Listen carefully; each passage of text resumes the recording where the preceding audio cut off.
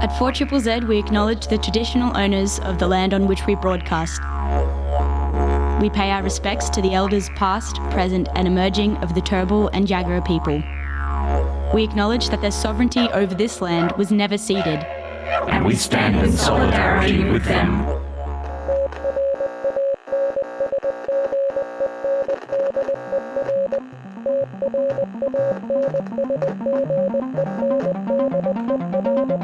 You're listening to Tranzmission on 4ZZZ, amplifying the trans and gender non-conforming voices of Brisbane and beyond.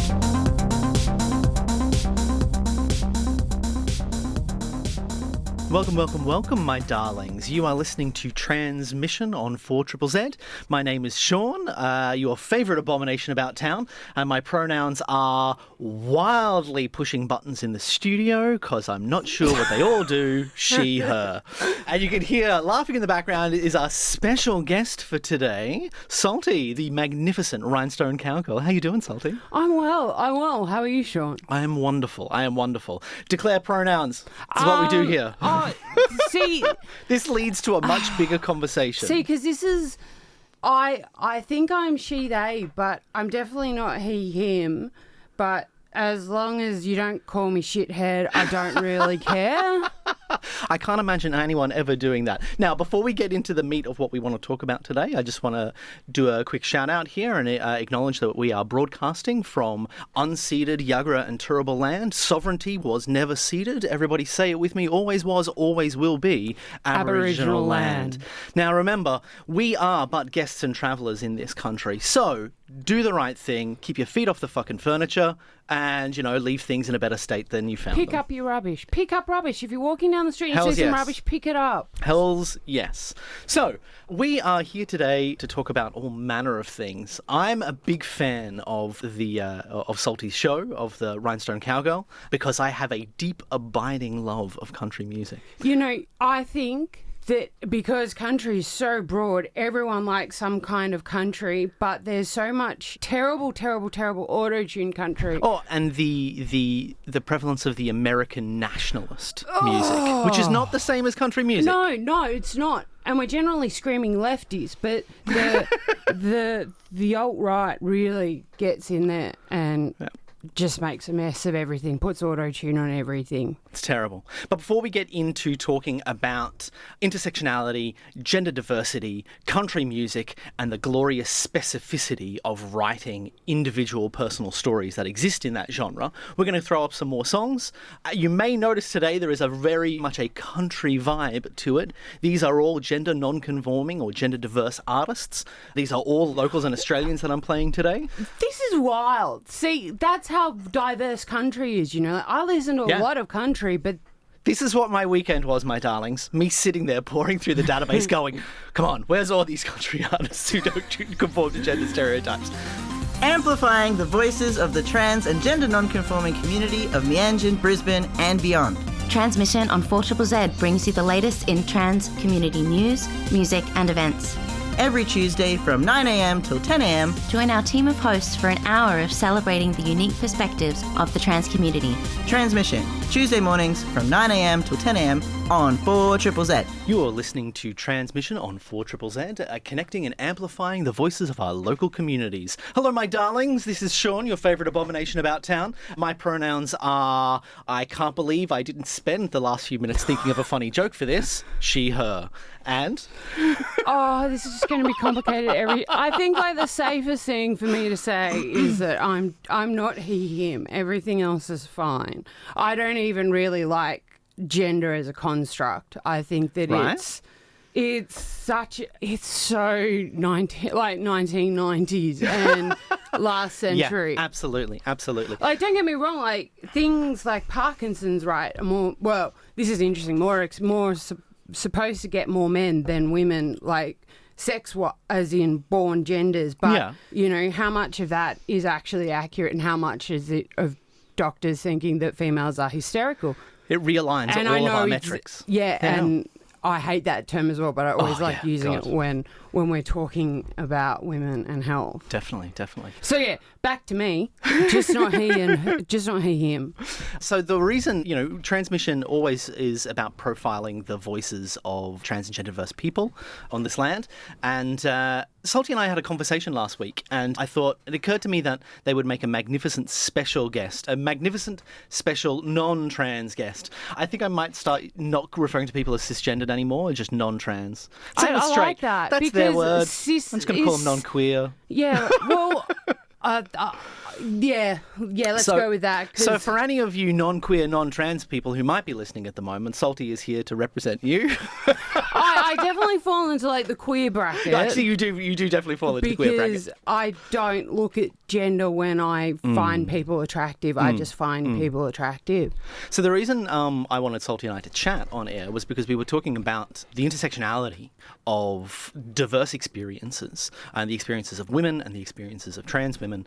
And Salty was telling me about some kind of crappy things that had happened to you. And the culprit, can I say, was transphobia. It's a thing that you have experienced. 100%. And it's not just me, it's my mum too. Like, we're both, if you haven't met me, I'm really tall. I'm quite svelte, I'm beanpole, straight up and down. Pretty much. And I've been in situations where I've been in quite a lot of danger in bathrooms, in female bathrooms, going to the toilet, doing my wee or whatever I'm getting up to in there. And people find it so necessary to ask me if I am male or female. And and then on the street, one morning when I was walking Terrence, it was dark. It was like 4:30. I was out on my own with my doggo, who's very protective, but still a corgi, couldn't really do much damage. And someone had the audacity, a man who was quite built was like, "Oh, are you one of those, I can't remember if he said transvestite or transsexuals?" And it was like, well, no. And he kept on coming closer to me, and I kept on moving up a street, which I knew that tradies were working on a house at, and would be there if you needed to call for help. And they I had to get quite pushy and aggressive towards this person and be like, "Can you please leave me alone?" Because there's this real, the issue around, transphobia gets characterised very much as something that only affects trans people, even if it is acknowledged in the world. And it's often not acknowledged, obviously. But the reality is that sort of thinking affects cisgendered women as well. Cisgendered women who don't conform exactly to what society purports of female to look like. The diversity of bodies that exists in the world is extraordinary. It's magnificent. I play roller derby. Oh, of course you do. Because I am a walking stereotype.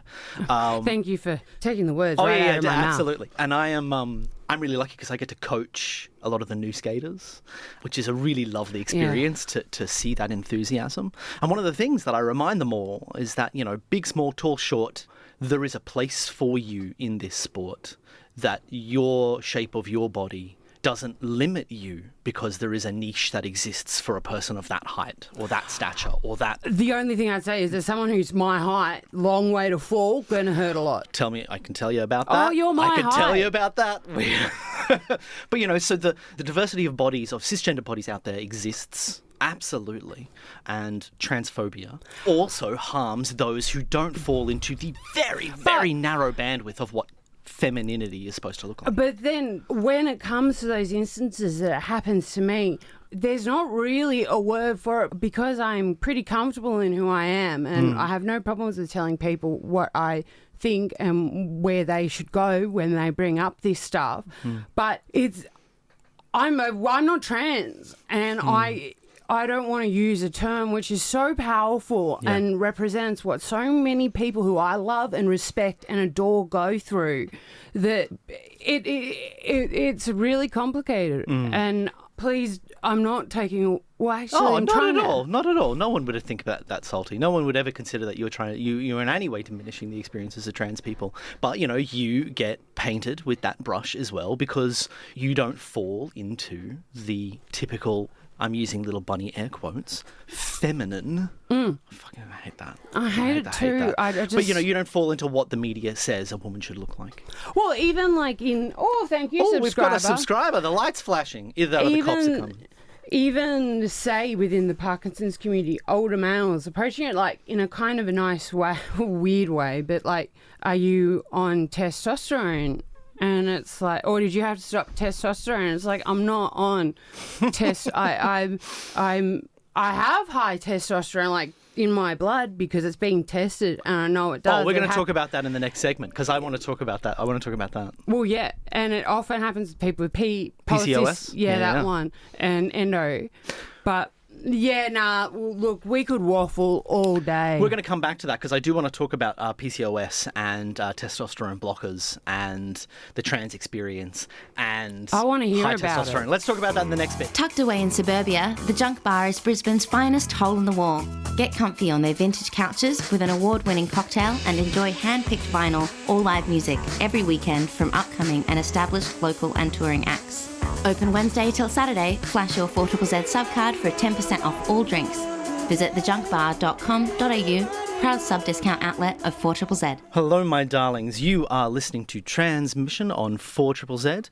I am your host, Sean, your favourite abomination about town, and my pronouns are still didn't take the time to think of a funny joke to say right now. She, her. And with me in the studio is the Rhinestone Cowgirl, Salty. How are you, my girl? I'm well, and I'm just going to say anything but he, him, I guess. Anything but Let's he, be him? Exclusionary towards males. Sorry. You're non-male. Yeah, definitely not male. I don't want to be lumped into that basket. I know that feeling. We got a message from, we got a text message in there from Simo from Suicide Country Hour, who can vouch that Salty is very tall. Thank you, Simo, my darling. It's lovely to hear from you. And we'll definitely be playing some Suicide Country Hour, I reckon. Oh, yeah. Yeah. Defs. So, in the last section, Salty and I were talking about the intersectionality of the diverse experiences of people who do not conform. We strayed into the territory about talking about testosterone levels, which is very interesting because obviously I think about my testosterone levels quite a bit. So, for those of you out there, look, I'm sure there's a fair amount of people listening who know all about this stuff. But to give you a brief primer, my darlings, ladies, gentlemen, those both and those neither, the cisgendered female range for testosterone is about 3 to 5 nanomoles per litre. The range for cisgendered men is about 10 to 30. Now, I take testosterone blockers. My testosterone sits at around 12, I believe, 12 or 13, which would be low for a cisgendered man. But the testosterone blockers that I take is Spiro. So that is a androgen antagonist, a receptor antagonist. So what it does is it doesn't lower the testosterone in your body, it prevents your body from utilising it. So while there is testosterone in my blood, it isn't doing anything for me. Right. And you were talking about your testosterone levels as a cisgendered woman, and what your levels were. Oh, look, I don't know the numbers of my levels. I just But know yours are that, considered high, right? yeah, I've always been told that they're high. Yeah. Because PCOS, endo, there's all these contributing factors, and once again, it's really no one's business but then the person and who they choose to share it with. I really get very frustrated when... One of the things that bothers me about it is when it falls into the discourse of a little bit of knowledge out in the world becomes a dangerous thing. For example, we're going to be having the Olympics here in Brisbane, and once again, it's all in the news. There has been a whole rash of changes around transgender individuals being able to compete in the Olympics. Now, we're going to skip over the current rulings about allowing independent bodies to define the rules for the Olympics. We're not going to talk about that right now because that is an absolute mess. But prior to that, the rules were that if a person is over 10 nanomoles per litre. What? Really? They are considered a man. So I would be considered a man in regards to competing at an Olympic level. Now, the issue around that is... I would absolutely loathe to be a man competing against you because I've seen you lift weights and you smash them. Thank you. We're going to talk more about that. But the issue is, because I take Spiro, it's a receptor antagonist. And it blocks it, but it's still floating around in your blood. It's still in my blood. And so the lack of nuance in that measurement impacts cisgendered women who participate in high-level sport. There is numerous examples of cisgendered women who've had to go on drug regimes. There was that runner in the most recent, I can't remember if it was the Olympics or the Commonwealth, but that... Once again, transphobia impacts not just trans and gender diverse individuals, it impacts all of them. Quite frankly, I would much rather just not have ovaries and all those bits that cause us all that anguish.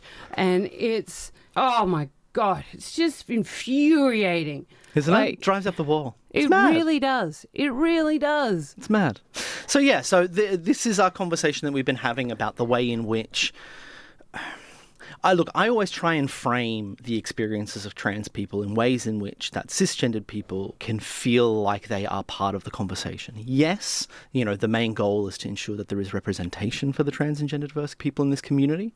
And that is a wonderful, magnificent goal. But with all of my writing, with my work in theatre, with all of this sort of additional things that I do, I'm always looking for ways to craft a narrative that allows a cisgendered person to see themselves in a trans experience. Can I tell you a funny story? Go on. When I used to work in festivals, when it was like show day and I was out and about doing my thing, if the queue for the female toilets was too long, I would always, suck my guts in and try and make myself look more manly so I could go in and use the toilet with no problem. And it was so funny because when I went in there, the men very rarely said anything. Very rarely. But it's all, and I understand where women are coming from because it's really, we've seen how dangerous it is to be a woman, but it's also very funny how... Do you know what my mother told me last night? I literally, yesterday lunch, I was having a cheeky sandwich with my mother and she was telling me about how she uses men's toilets all the time. She just can't be bothered standing in a queue. And she just walks in. The queue's so less. And it's like the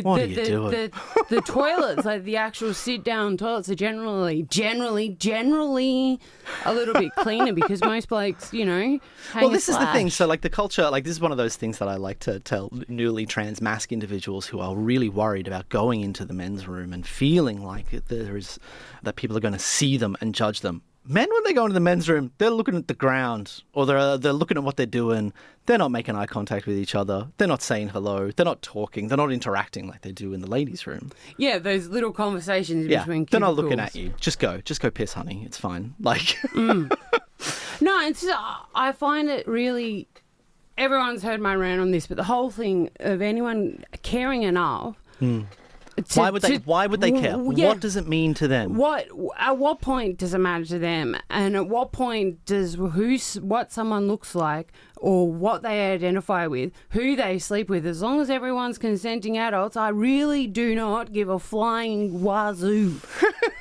I really don't. I don't care. Yeah, it really doesn't matter. And this obsession with oh no, it is going to destroy the family unit. It is going to, ruin civilization. Oh, that's nice. It's nice to be seen as the coming apocalypse. Thanks very much. I'm pretty sure that environmental policies all over the world are doing a good job of popping that Believe up. Believe me, the environmental collapse is going to come a lot sooner before the transgender destruction of civilization. Oh. And you know what? If you are God or something, I don't think you'd care. Why would you? There's enough shit you've got to care about in life to not drag yourself into this. Absolutely.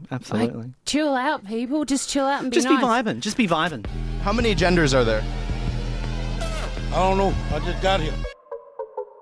Hello, my darlings. You're listening to Tranzmission on 4ZZZ, connecting and amplifying the voices of our local communities. My name is Sean. You still haven't come up with the joke. We've just been too busy talking for me to come up with something amusing. My name is Sean, and my pronouns are... I've been looking for more songs to play for you by queer country artists. She, her. I'm Saucy. I'm the Rhinestone Cowgirl and the volunteer coordinator at 4ZZZ. My pronouns are just not he, not him. Not a dude. Not a dude. Same. My pronouns are not a dude. So, Salty is the volunteer coordinator, so I wanted to just do a quick shout out to all of the 4ZZZ volunteers and how magnificent you are, and remind everybody that you can volunteer for this place. You can find your people. You can find...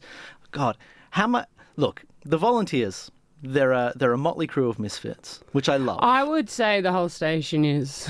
That's why I think people who find their home here, and then I speak almost primarily for myself, is that, everyone has an understanding that not everything is black and white. Yeah. This is where you come if you don't fit in other places. Which is why I use the word misfit in a Positive. in a kind, not a pejorative. It's the same with my experience with roller derby. That was one of the reasons why I gravitated to it, because everyone there was someone who was just kind of didn't work, didn't fit, didn't feel right in all the other conventional, traditional ways of participating in community sport. And I imagine that this is the case here for volunteers. There's a whole bunch of things that a person could go and donate their time to, but this place is a home for people who don't quite fit in all the other places. 100%. So if you feel as though you're a little bit disconnected from the world, if you feel as though you haven't quite found your people, you should maybe think about coming along to Triple Z and donate a little bit of your time. You'll find a hilarious bunch of weird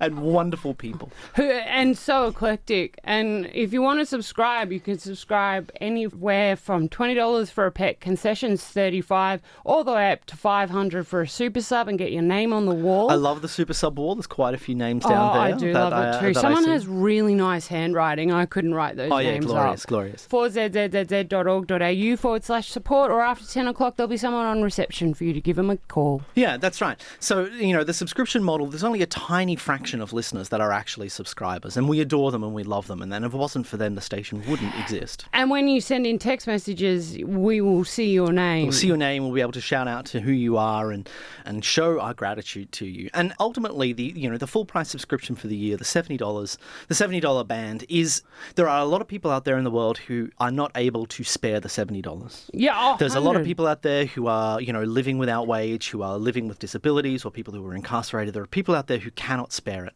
One of the reasons I love to subscribe, it's not for the discounts, it's not for the prizes, it's so that I can pay for someone who can't pay. I believe in a radical kindness model. I believe in a doing for others and paying for the person next to you. And so I subscribe so I know that I'm doing, my fair share of paying for what I'm listening to, but also paying for other people as well, so that they can experience it because they are not in the position to. And that's, I love that we did April Atonement. That was a magnificent month where... Wait until Radiothon. Oh, yeah. I can't wait. But I loved the fact that the whole point, the language around April Atonement was, it's okay to dip in and dip out. Come back. If you want to come back, all is forgiven. You won't be judged. Just, come and participate and be involved. Come back to your people. Yeah. So if you're thinking about how the world might feel like a big scary place at the moment and it's not quite for you, think about spending some time with a bunch of weirdos in the valley. Yeah, that just about sums it up. Yeah, love this bunch. We've actually had some lovely text messages come in. We've got a lovely message from Natalie from the Trans Justice Retreat. They say, I'm so glad I remembered to tune in and the show is as good as you hyped it up to be. Well, that's lovely. Thank you very much. That's quite a delight. That makes me feel quite nice. Deep in my bones. Yeah, me warm and fuzzies are getting warm and fuzzy. So, thank you, my darlings. We're going to throw into a couple more songs. Oh, what are we going to do? Will we do Orville Peck next? I think that... I really want to hear Maranoa by Suicide Country Hour. Yeah, we want to hear Suicide Country Hour because Simo gave us a bit of a shout earlier, which was obviously very nice to hear. So... this song... Yeah. Simo is one of the best people I've met since I've moved to Brisbane, and I'm so glad he's in my life. He wrote this song with someone else who grew up outside of Toowoomba. I can't remember their name. And the first time I heard it, I'm getting goosebumps now even thinking about it. It's one... I grew up in the country too, where people who are a bit different don't really fit. And this song is just heart-achingly beautiful and sad. And thank you, Suicide Country Hour, for being a band. And thank you, Simo, for being a friend and an avid subscriber of 4ZZZ. Hells yes. Thank you very much, Suicide Country Hour, you absolute legends. All right, so here's Maranoa from the Suicide Country Hour. This song is just... You're listening to Tranzmission on 4ZZZ, connecting and amplifying the voices of our local communities. You were just listening to Maranoa by Suicide Country Hour. My name is Sean, my pronouns are she, her, and today in the studio with me is Salty. I'm just composing myself. Yeah, you may notice that, that's a big song. The vibe came down a little bit there in this really lovely, reflective space. This is the thing I love about country music. I mean, you and I were talking about this last week, that as a writer, I realised that the specificity of writing, of good writing, is the thing that connects to people. Pop music is great. Don't get me wrong. I'm not sledging pop. But, you know, the hold your hand and love you to the end of time sort of writing, the generic, broad strokes of pop music, while fun and can be enduring, for me, it doesn't really compare to the specificity that comes from country music. You think about Dolly Parton's Jolene, that song is not about love broadly. It's about the relationship between a woman, her husband, and another woman. It is specifically about a specific woman. Whereas you think of other pop songs being about, like, an amorphous avatar of, like, who you can imprint, who you love onto, so the song becomes about that. Your song, yeah. But the fact that Jolene is about a very specific woman with flaming locks of auburn hair connects in a way to the audience I think that pop music misses out on. And listening to queer country artists, you know, I realise how much of myself that I see in those very specific songs, because they are songs about being an other, being an outsider, you know, feeling the vast expanse of the world and the environment and feeling small and lonely in that. So, yeah, things like, we were talking about Orville Peck, you know, last week as well, and how wonderful it is to hear songs about queerness and loneliness and desperation in a genre that you don't typically find it in. No, and I mentioned to you earlier an artist called Tyler Childers, who is from West Virginia, and he's an amazing songwriter in his own right. And he wrote a song, essentially, it was a love song, you know, like I'm going to be with you until the end of time. The name escapes me at the minute, but the video clip for that was two fellas in the 50s, and they were coal miners in West Virginia. Anyway, I'm not a very good crier. I'm definitely an ugly crier. And when I first saw, even now, if I saw it, I would ugly cry everywhere. And you see, it's that approach, that specific approach, you know, you were talking before about the anonymous person that you could place yourself in that situation. Well, I think that's very much pop music, and Tyler Childers did a really good job of it with this song to make it, to just turn it on its head. And there was a lot of rhetoric after that came out from the right, and it was like, well, it's just two fellas who love each other very much. Yeah, and I think the experience of finding love in unusual places, you know, it is the thing that all human beings experience.